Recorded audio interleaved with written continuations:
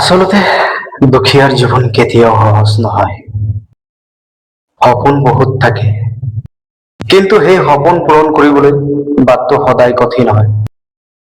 কেতিয়াবা ভাগ্যই লগ নিদিয়ে, কেতিয়াবা নিজৰ মানুহেও বুজি নাপায়।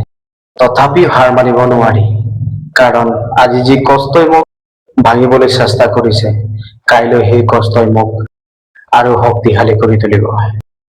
মই জানো মোৰ সময় এতিয়াও অহা নাই, কিন্তু বিশ্বাস আছে এদিন মোৰ এই নীৰৱ সংগ্ৰামৰ ফল সকলোৱে দেখিব। আজি যিয়ে মোক দুৰ্বল বুলি ভাবে, এদিন তেওঁলোকে মোৰ সফলতাৰ কাহিনী শুনিব।